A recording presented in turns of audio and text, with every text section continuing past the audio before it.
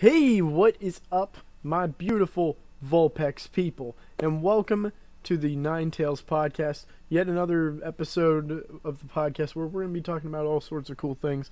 We got some things here on the screen for you guys, but we'll be getting into that just a little bit later. For now, though, as a matter of fact, that might be the last thing on the list. But honestly, right now, we're going to be talking a little bit about some updates for myself and the channel. So honestly, the channel is going pretty good right now. We just did a just crap ton of things with Fodi just a little bit ago. But don't worry, the consistency of upload is only because I'm working on other channels along with this one.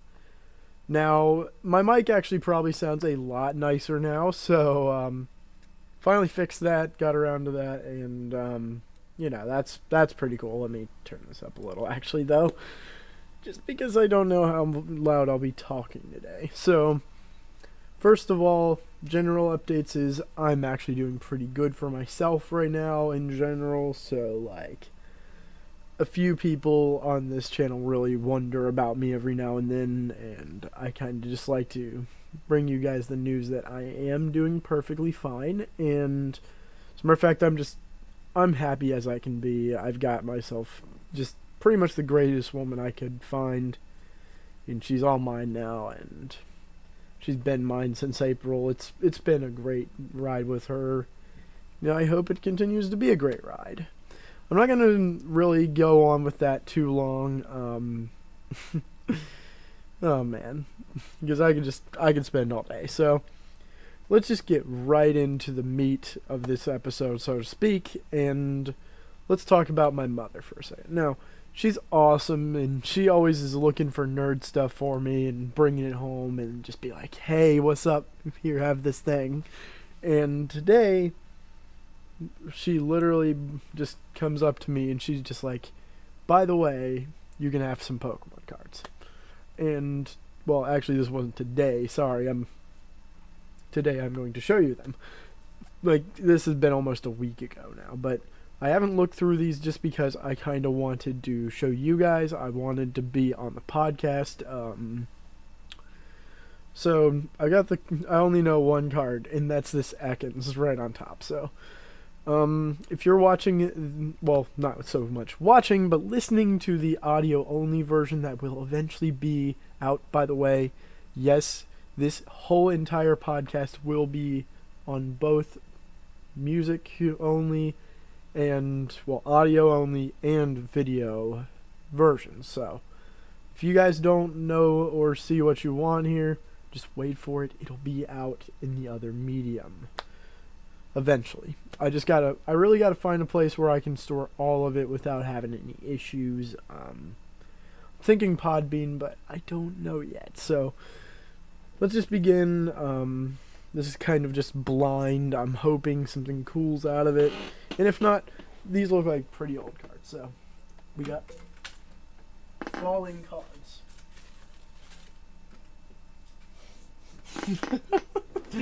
Great way to start off the podcast. We've got Ekans.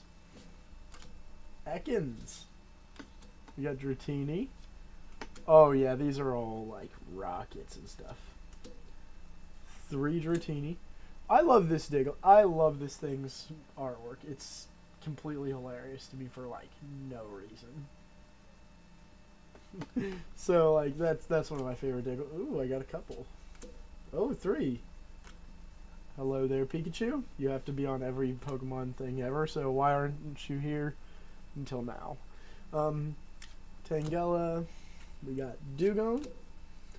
I forget what this energy is called. Potion energy, that's what it is. Dark Flareon. Oh, 2 Dark Flareons. We've got a full heal energy. Yeah, that's what it's called. Hey, I remembered. Holy crap. Another full heal energy. Imposter Oak's Revenge. Zubat. Goop Gas Attack. 2 of them. Another Imposter Oak. Rattata. Any more?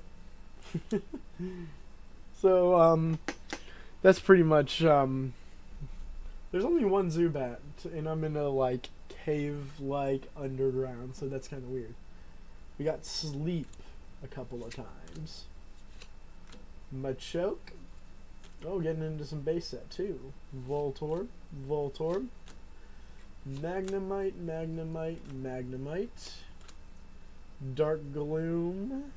Twice, it looks like. Yeah, twice.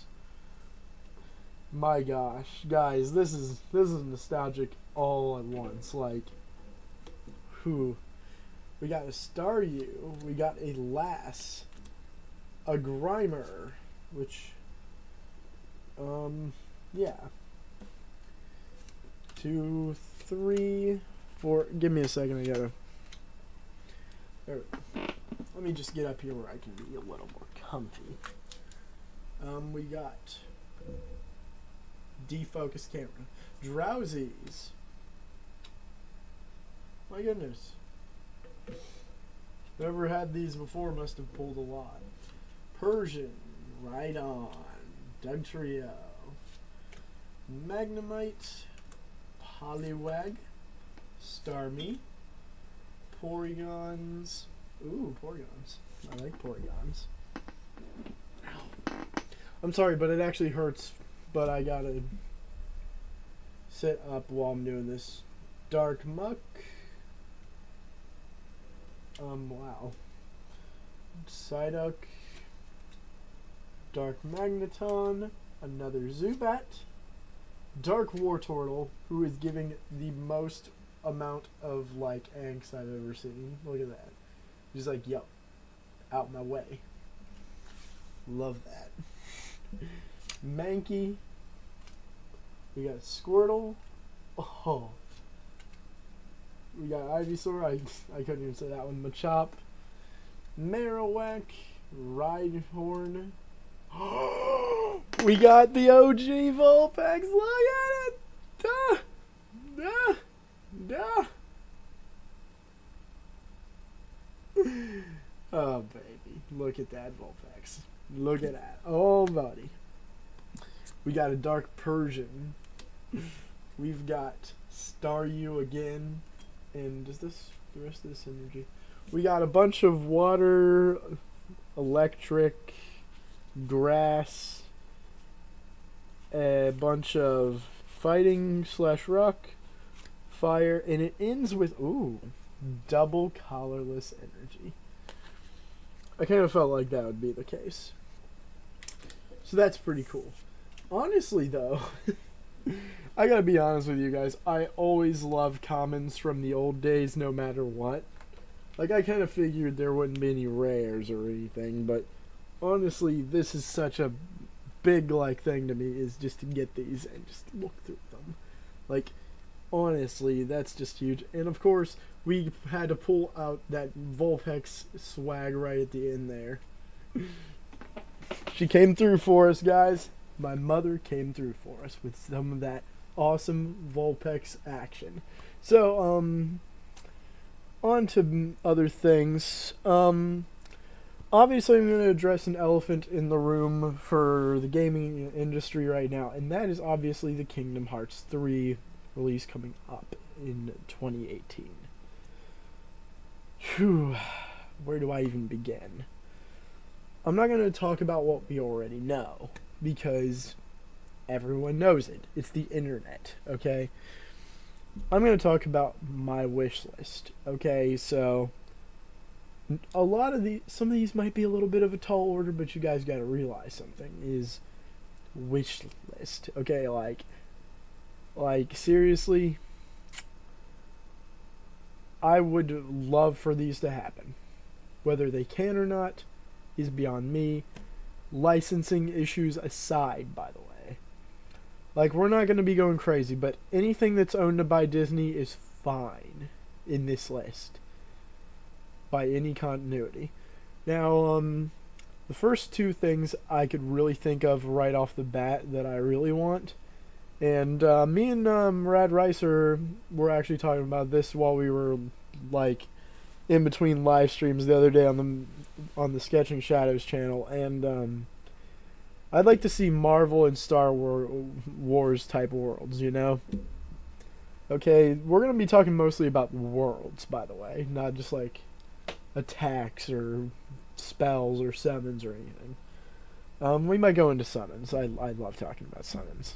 So, the first big thing is I don't think they can do Spider-Man or anything like that. I think there's a little bit of licensing issues there, but honestly, they could do something with Marvel here, and it would just be big. Think about it, guys. This would be a great opportunity. So, obviously, there's Iron Man. Freaking, oh my gosh. I'm not even going to go on, but the point is, like, you have the entirety of Marvel at your disposal. Use it. And while we're talking about Marvel, let's talk about the most Marvel-like thing out there that's pretty much all Disney. Let's talk about Big Hero 6. I don't know if it would be great or not, but I'd like to kind of see where they would go if there was a Big Hero 6 universe here. Because, oh my gosh, the lag. I'm sorry, guys. But honestly, I'd like to just see what kind of thing they could do with that kind of thing now, because they're obviously getting more creative. You guys saw the Toy Story world, and it was immaculate. It was beyond anything I could ever have imagined it ever being. Therefore, the years of kind of not having Kingdom Hearts 3 is all forgiven, in my opinion. Now, Ricer did explain to me that there has been a confirmed Tangled world, which I'm a huge fan of Tangled. I loved that movie. It may be a little bit on the girl side for some of you guys out there, but let me tell you, it is a great movie.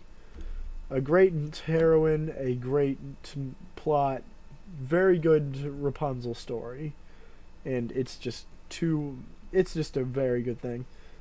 Now, I hope to goodness they are working on making either Rapunzel or Flynn Rider from the movie as the, like, extra character that you get, like, you know, how, like Orin was in the second Kingdom Hearts, in Olympus Coliseum, how Beast was in Beast Castle, those things. So that's what I'd like to see.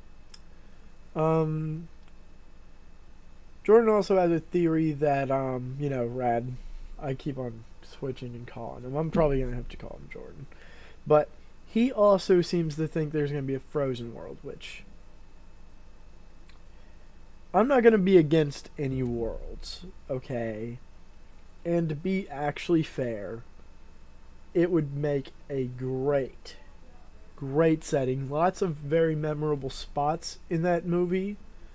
So, as much as the internet has wore this out, I gotta say, I'm all game for it. Okay, I've been doing some thinking around the old noggin of mine.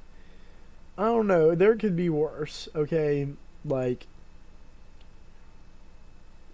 there are a few that are very unlikely, we'll get to here in a moment, but back on the wish list, right? So, I've talked about Marvel. Star Wars needs to happen. They bought the entirety of it. So, there are absolutely no legal issues. If it doesn't happen, they are dropping the ball so far off the court. Okay? And let's just be honest, we all want a lightsaber keyblade. I'm a greedy guy, and I want one. Okay? I'm sorry. That I'm not sorry. For instance, I can't even start. Imagine all the Heartless possibilities as well. Honestly, going back to Toy Story for a second, speaking of Heartless, because me and Jordan had this as well. What if, like, the little creepy kid, I can't think of his name, Sid's Toys or whatever his name was in the first movie, made all the messed up toys. What if all of those were the Heartless for that world? I would love it. Like, if there is not at least some kind of, like, boss rush kind of thing where, like, all those toys in a heartless form came out to attack you, that would be amazing. Like, please, you know? I would love to see that. I'd love to bash their brains in. Some of those really creeped me out as a kid. I would love to see them just get smashed. Okay? I'm sorry, I'm weird. But it's what it is, you know? And not to mention, just think about all the universes in Disney that have not got one yet. Brave needs one. Let's show some of that movie for once, because let me tell you, that needs some love. That is a very solid movie, but not a lot of people have really been talking about it. We got a strong heroine there. We got a freaking great bow type of person. Could you imagine the combat mechanics that could be thought of using her? Okay? I don't care. I want to see it happen. Other than that, I really just more and more worlds. But real quick, just a little brush over. I'd like to see some DLC worlds. Now, before you just start raging at me, oh gosh, the money, the bubba. Okay, let me tell you something about this. Say you don't get a world you want in the official game. Well, that's where DLC worlds could work.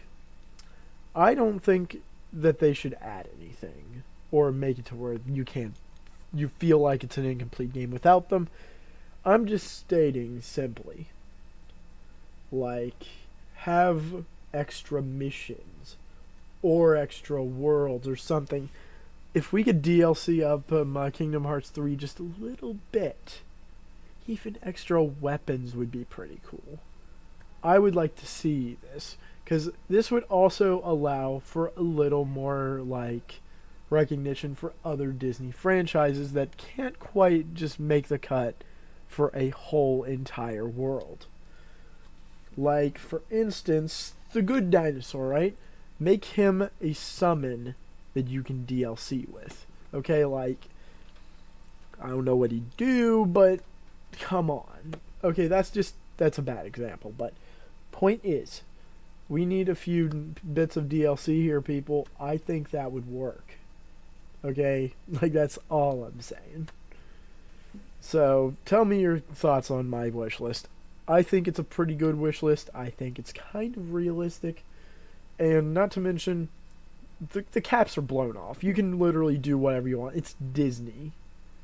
And they own Star Wars, Marvel. They own so much at this point. If this is not an expansive universe, I will be mad. Okay. So, going straight on for another video game topic, actually, let's talk about Super Mario Maker for the 3DS. Okay. Let me just say for the first thing about this one. When I was making, like, the ideas for what I wanted to talk about this episode, then I just looked around the room and kind of just was like, okay, what should I talk about? Because I got quite a few things already, but let me just tell you, where are they? I own both, okay?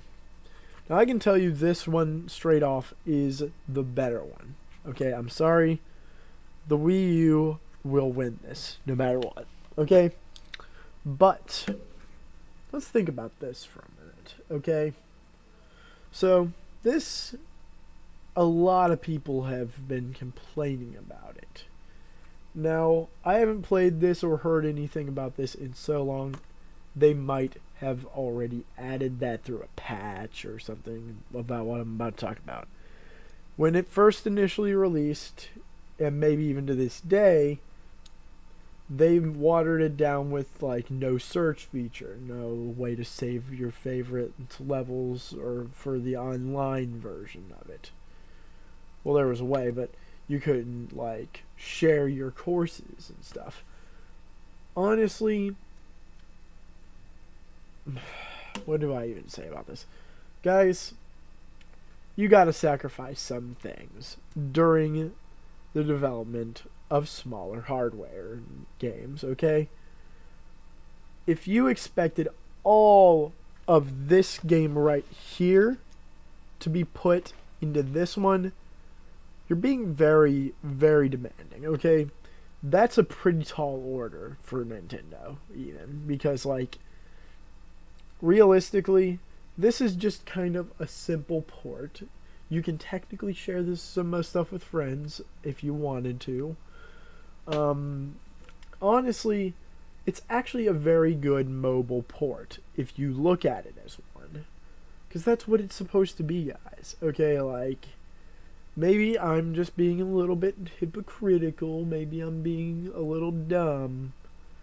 But you guys have got to look at it as Nintendo did their best. And they delivered. They did say they might bring it to the system. They did it, okay? I mean, a lot of people are complaining about, like, a lot of things here, but let's just marvel in the fact we even got it. I mean, it would have been very excusable to just leave it on the Wii U and nothing else. So, honestly, I love this game, okay? Like, I'm very happy it exists. I'm happy they tried. And maybe that's just all that really needs to be said about this, okay? They tried. That just went on the floor. Dang it, no. Skype, don't send me cards right now. I'm recording. Okay, now look here now. You done? Thank you. Alright. So, honestly, that's just pretty much all I got on that one. So, next, we're going to go on to kind of a Pokemon hack spotlight. Now, to be honest, I wanted to do this for a while, and I might do this every episode or every other episode, or I want to do this a few episodes, is what I'm trying to say. I'd like to make it a normal every episode thing. So, the game I'm working with today is Pokemon Harvest Craft. So, I do own a version. There we go. Okay. I own a physical copy of this game. Okay, I bought it on Etsy, and let me tell you, excellent game. So, I can't even shout out the creator right now. I'm sorry, I don't know your name. But, dude, you rock. Harvest Craft aims to make kind of a Stardew Valley kind of thing. It's actually more akin to the old Harvest Moon kind of thing as well. Harvest Moon is basically like the first real Stardew Valley-like game. And Stardew Valley is kind of a spiritual successor to said game. But trust me, Harvest Moon is better. Sorry. But I'm not. Okay? So, where do I even begin? They've got a crafting table from Minecraft. And you can literally craft tools. You, like, beat into the gym leaders still. It's got a long, long list. And I can't even begin to tell you how great this is. I have sunk, like, 16 hours in this game already. Okay, like, I have a long ride up to my workplace. It's almost 3 hours a day in a car.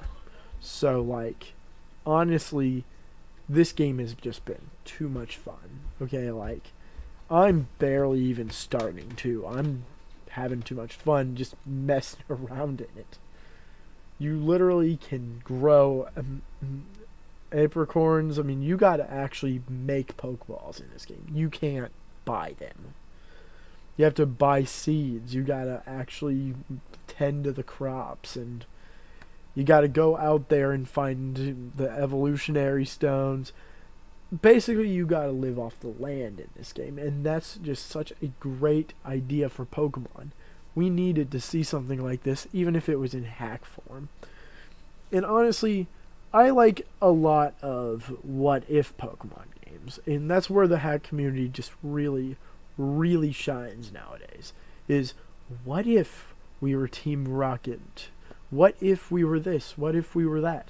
And honestly, the what-ifs have been solved a lot more than a lot of people expect. So, if you are a crazy, happy guy, and want to try out Harvestcraft, it is actually out there.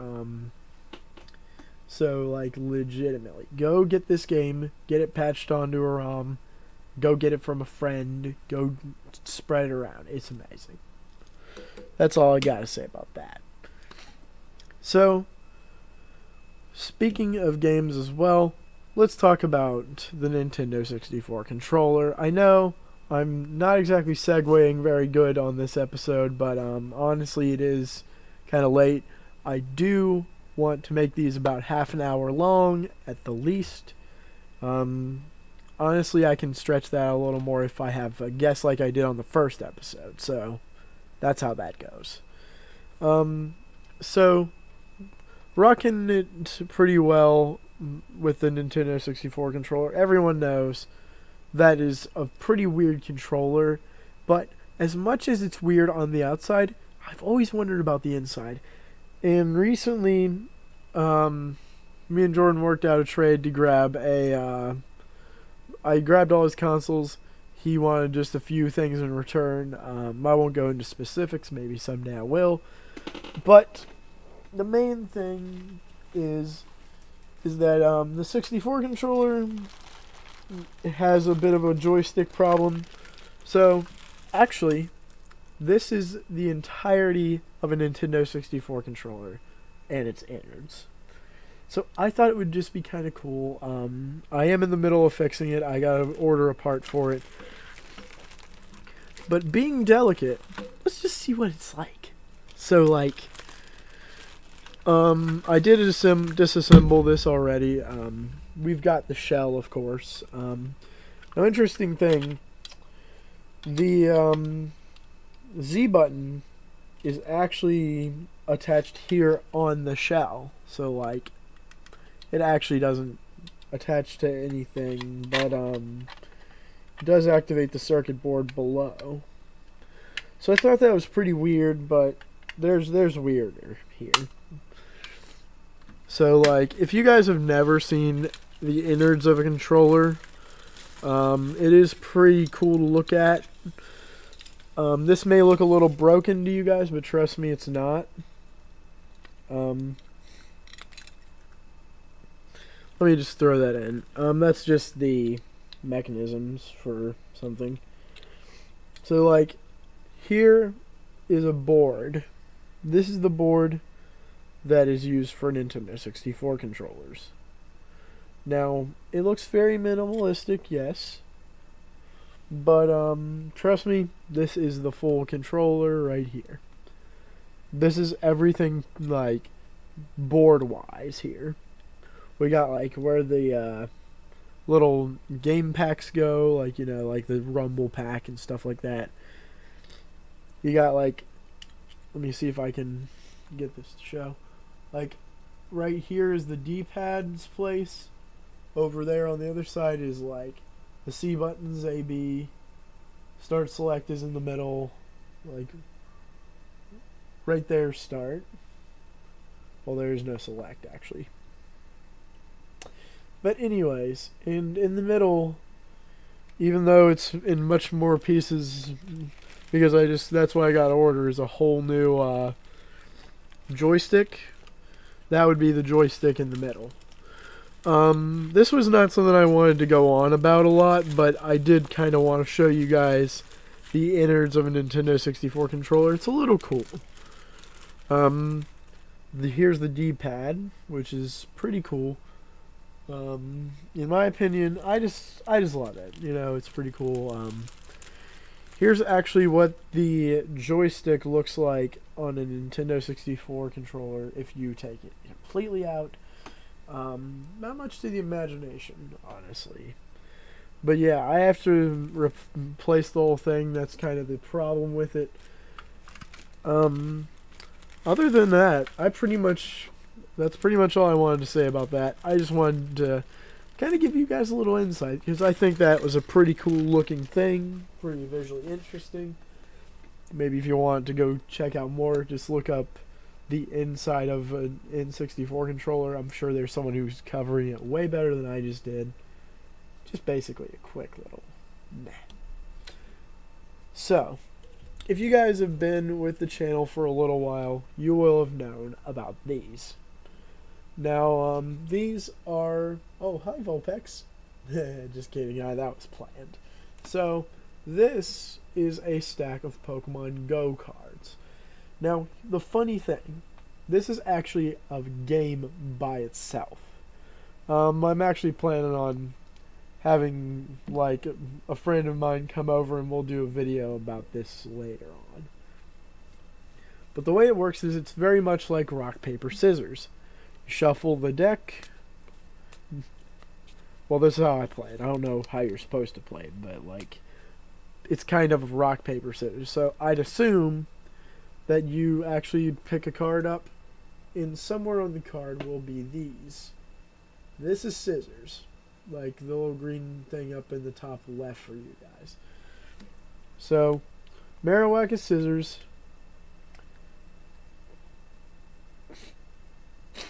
The names are funny. This is called Pyro. I think it must have been a, maybe it was a nickname? Anyways, that is Rock. So, obviously, Pyro wins. Doesn't really matter about the CP or anything, but that's how you'd play. So, I've actually done an opening of those before on this channel. I'm sorry if I keep on doing that. It's so uncomfortable for me right now, but I have nowhere else to rest my legs. And this is comfortable, so, yeah. But, I kept one pack, because I've been planning to actually make this podcast a thing for a while. And I figure, since this is the first time I'm doing a solo episode, this would be a really good time to do that. So more Pokemon cards are being opened right now. I actually hope for another Vulpix pull, because here's the cool thing. I always like Pokemon card openings, but in the back of my mind, I kind of want to get every Vulpix card out there. I already owned this one, if you're wondering, but honestly, it's just always cool to see my mascot of the channel, or at least the Pokemon that it's based off of, be in my videos in any unexpected way. So, how many does these come with? 1, 2, 3, 4, 5, 6, 7, 8, 9, 10. So yeah, about 10, I thought so. If you're looking for these, by the way, real easy. You just want to hit any flea market, any like thing like that, because they're all over the places in the flea markets now. And if you've got like a swap meet of any kind around your area, that works too. Anywhere there's a lot of bootleg stuff, in the bootleg vendors, you'll find them. So, we got ourselves a Nidorino. Oh, a Dragonite. I don't think I had a Dragonite before.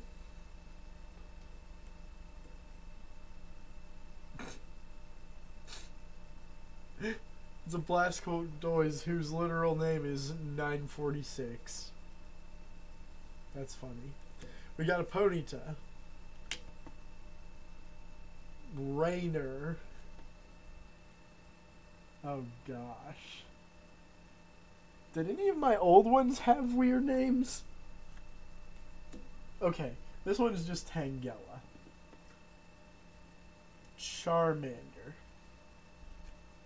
Pidgey. Vileplume.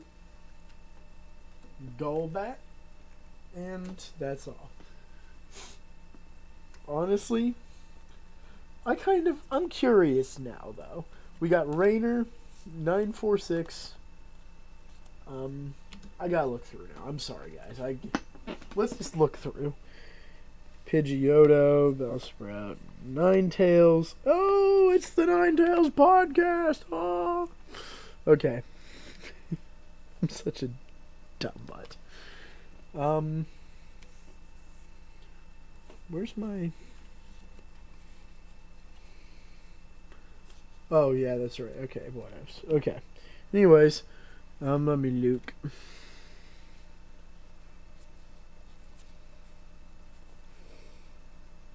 Huh. I'm not seeing any that have, like, names, so...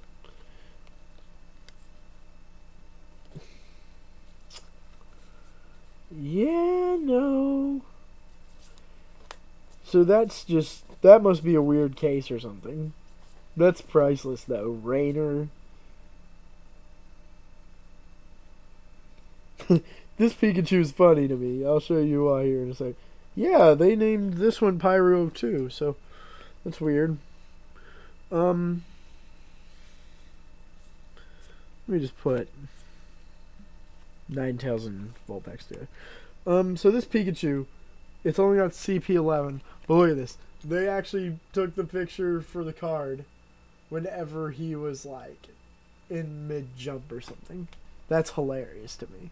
Guys, this is about the end of the podcast. But let me tell you, I am having a lot of fun. If you guys want to see more of this podcast, make sure to hit that like button down below. I enjoyed the crap out of you guys in your company. And honestly, thank you so much for tuning in. This has been the Ninetales podcast with John, your host from the Vulpix Trainer. Thank you.